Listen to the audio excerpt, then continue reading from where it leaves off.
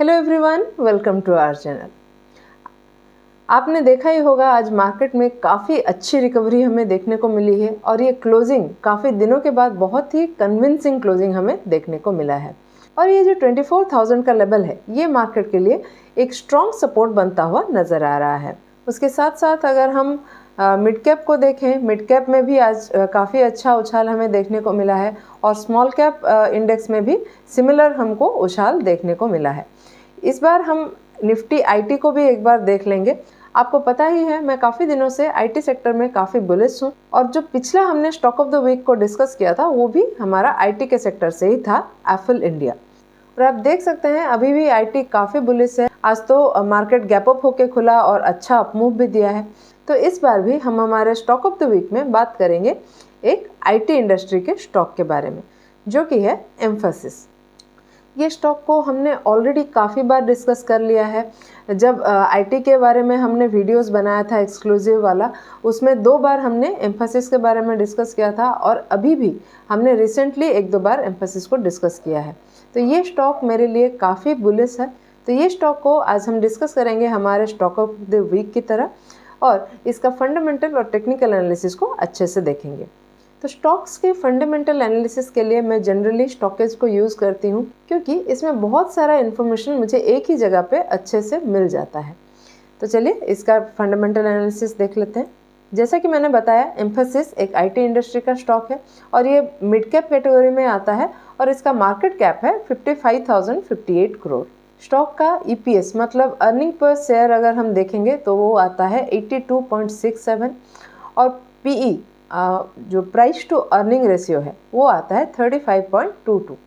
Industry P से इसको अगर हम कंपेयर करेंगे थोड़ा सा हायर साइड में है, लेकिन उतना भी ज़्यादा प्राइसी नहीं है, ऑलमोस्ट सिमिलर लेवल पे ही चल रहा है।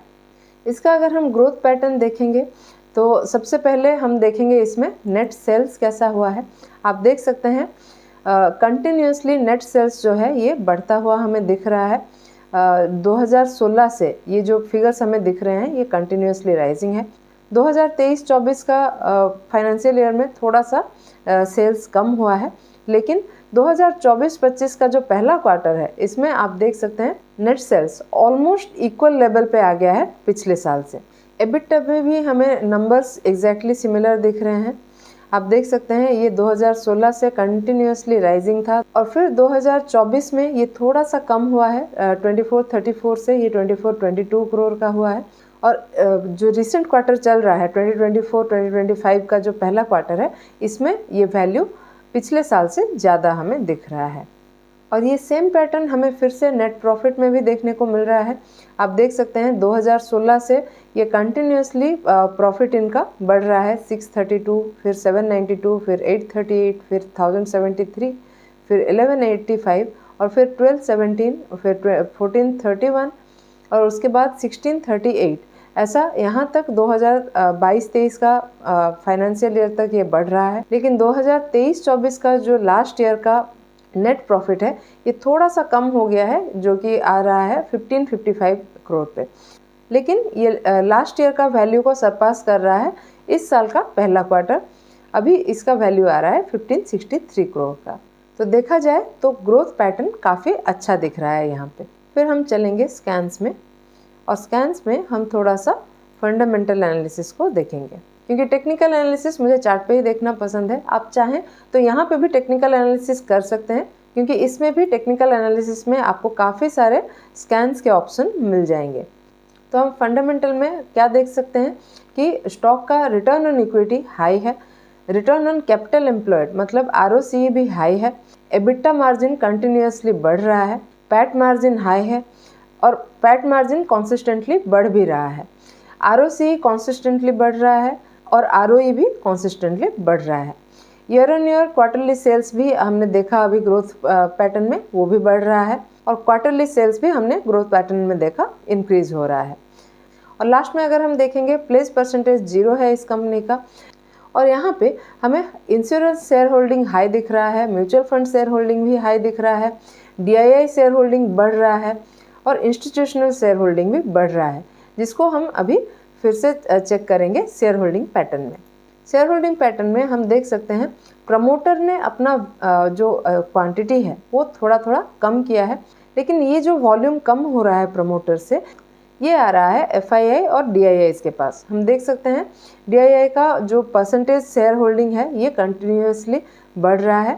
पहले 21.04 था, फिर 22.55 हुआ, और फिर ये 23.71 हुआ, और उसके बाद 24.63 हुआ, और अभी 2024-2025 का पहला क्वार्टर में ये 35.83% है। FII का शेयर होल्डिंग अगर हम देखेंगे ये भी पिछले क्वार्टर से ज़्यादा है। तो जो भी क्वांटिटी शेयर होल्डिंग प्रमोटर्स ने कम किया है अपना, वो मोस्टली आया है DIIs को और FIIs को। तो स्टॉक में जो बड़े इन्वेस्टर्स हैं, बिग बुल्स हैं, ये बहुत ज़्यादा इंटरेस्टेड है, which is a very good point for us, क्योंकि जो स्टॉक में बड़े इन्वेस्टर्स इंटरेस्टेड रहते हैं वैसे स्टॉक में मूवमेंट का जो चांसेस है वो बहुत अच्छा हो जाता है। अगर हम देखें बिग बुल्स में कौन कौन है, तो हमें पहला नाम आ रहा है इसमें LIC ऑफ इंडिया, जिसका शेयर होल्डिंग है 6.62%, UTI का है 1.09%, government pension fund of Norway का है 3.32%, और है फ्रैंकलिन टेम्पल्टन इन्वेस्टमेंट्स, इनका है 1.03%। चलिए लास्ट में हम देखेंगे बेस्ट पार्ट ये स्टॉकेज का जो है एज रिपोर्ट। एज रिपोर्ट में आप बहुत अच्छे से जो लास्ट कॉन कॉल्स हैं उनको देख सकते हैं, उनके समरीज पढ़ सकते हैं। जो लास्ट कॉन कॉल हुआ है यहाँ पे वो हुआ है 26 जुलाई 2024 का। यहाँ पे अगर हम सेंटिमेंट स्कोर देखेंगे लास्ट कॉन कॉल का, तो हमें दिख रहा है 0.57, which is a very good point, जो कि बहुत अच्छा नंबर है, पॉजिटिव है। और यहाँ पे अगर आप चाहें तो व्यू रिपोर्ट पे क्लिक करके इसका पूरा कॉन कॉल का समरी आप अच्छे से पढ़ सकते हैं और अपना एनालिसिस कर सकते हैं। इसके साथ साथ स्टॉकेज में आपको बहुत सारे फीचर्स मिल जाते हैं, आप एक बार इसको चेक ज़रूर कीजिए। और अगर आप वर्किंग प्रोफेशनल है और शेयर मार्केट में इंटरेस्ट रखते हैं तो ये आपके लिए बहुत ही बढ़िया चीज़ है, क्योंकि बहुत ही कम समय में ये आपको बहुत सारे स्टॉक्स को आइडेंटिफाई करके देता है, जिससे आप अपने स्टॉक्स को उस फिल्टर्ड अमाउंट ऑफ नंबर से आप अपने स्टॉक्स को आइडेंटिफाई कर सकते हैं। आपको बहुत सारे स्टॉक को ट्रैक करने का ज़रूरत नहीं है, आपको बस वही स्टॉक्स को ट्रैक करना है जो आपके क्राइटेरिया में बैठता है। तो अगर आपको स्टॉकेज यूज़ करना है तो इस वीडियो के डिस्क्रिप्शन बॉक्स में आपको उसका लिंक मिल जाएगा, और हमारे लिंक के थ्रू अगर आप ये ऐप को यूज़ करते हैं और हमारा कोड यूज़ करते हैं MAGIC35, तो आपको इसके एनुअल सब्सक्रिप्शन में 35% का डिस्काउंट मिल जाएगा। तो चलिए अभी चलते हैं मेरे फेवरेट पार्ट टेक्निकल एनालिसिस में। पहले हम स्टॉक को वीकली टाइम फ्रेम में देख रहे हैं, और आप देख सकते हैं यहाँ पे मैंने ऑलरेडी एक ट्रेंड लाइन ड्रॉ किया हुआ है। तो इस जगह पे मुझे एक इन्वर्स हेड एंड शोल्डर का पैटर्न दिख रहा है। यहाँ पे देखिए ये है लेफ्ट शोल्डर, ये हेड और ये राइट शोल्डर, और इस पैटर्न से स्टॉक में एक बहुत ही अच्छा ब्रेकआउट हमें देखने को मिला है, और स्टॉक अभी रिटेस्ट करके अप मूव कर रहा है। यहाँ पे अगर हम RSI को देखेंगे तो आप देख सकते हैं RSI यहाँ पे 70 के आसपास चला गया था, लेकिन थोड़ा सा नीचे आया है रिटेस्ट के समय, लेकिन बहुत नीचे नहीं आया है। 56-57 से सपोर्ट लेके फिर अप मूव किया है और अभी 60 प्लस चल रहा है। और यहाँ पे एक और चीज़ मुझे पॉजिटिव दिख रहा है, हम देख सकते हैं स्टॉक जो है 20 वीक EMA को सपोर्ट लेके यहाँ पे अप मूव किया है।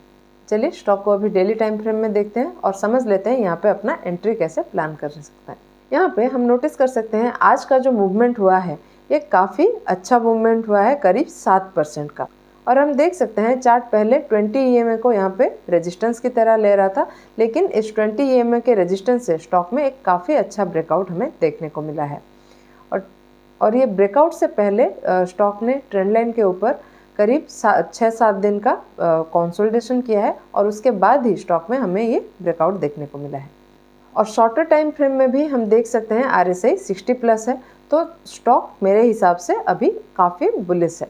तो स्टॉक में मोमेंटम काफ़ी अच्छा है, इसलिए मैं अपना जो एंट्री है हाई ब्रेक पे, मतलब 2918 का हाई ब्रेक पे थोड़ा क्वांटिटी में मैं यहाँ पे अपना एंट्री प्लान करूँगी, क्योंकि मैं नहीं चाहती अगर मंडे को यहाँ पे एक शार्प अप मूव और दिखता है तो वो मूव मेरे से मिस ना हो। लेकिन यहाँ पे अगर हम नोटिस करेंगे जो प्रॉपर स्टॉप लॉस बन रहा है वो 2588 के लेवल पे बन रहा है, या फिर अगर हम ऐसे भी देखेंगे तो इस कैंडल के नीचे भी अगर मान लेते हैं तो 2725 के पास ही हमारा स्टॉप लॉस बन रहा है। तो अगर इसको मैं मेज़र करूं तो यहाँ पे जो स्टॉप लॉस प्रॉपर वाला बन रहा है वो करीब 6% का, या फिर इस स्विंग का लो को देखेंगे तो करीब 11% का एक स्टॉप लॉस यहाँ पे बन रहा है। इसलिए हाई ब्रेक पे बस उतना ही क्वांटिटी पे बाय करना है जहाँ पे इतना बड़ा अगर स्टॉप लॉस किसी भी रीज़न से हिट हो जाता है तो हमें ज़्यादा नुकसान ना हो। और यहाँ पे अगर बाय चांस हमें थोड़ा सा डिप में मिलता है स्टॉक, या तो 2743 के लेवल पे, क्योंकि ये 20 EMA का लेवल है, या फिर इस ट्रेंड लाइन के आसपास, यहाँ पे कहीं पे अगर स्टॉक हमें डिप में मिलता है तो ये हमारे लिए बेस्ट बाय पोजीशन रहेगा और हम एक अच्छा एंट्री यहाँ पे प्लान कर सकते हैं। और अगर डिप में मिलता है हमको स्टॉक तो ये जो 2918 का लेवल है ये हमारा पहला टारगेट हो जाएगा, और हमारा दूसरा टारगेट बनेगा इस स्विंग का हाई जो कि है 3083 के लेवल। और इसमें हमारा और भी ऊपर का टारगेट है, मतलब ये जो स्टॉक में हम देख सकते हैं ये जो ऑल टाइम हाई का लेवल है 3655 का, ये हमारा इवेंचुअल टारगेट हो सकता है। लेकिन मार्केट अभी भी थोड़ा सा वोलेटाइल है, तो जब भी आप बड़े टारगेट्स को प्लान कर रहे हैं थोड़ा सा कॉशियसली प्लान करें, स्टॉप लॉस को अकॉर्डिंगली प्लान करें, या फिर अपने फाइनेंशियल एडवाइज़र की सलाह ज़रूर ले लें। आपको हमारा आज का एनालिसिस कैसा लगा हमें कमेंट में लिख के ज़रूर बताइएगा, और अगर पसंद आया हो तो वीडियो को लाइक और चैनल को सब्सक्राइब करना बिल्कुल मत भूलिएगा। ऐसे ही और टेक्निकल एनालिसिस के साथ मिलते हैं अगले वीडियो में। Thank you.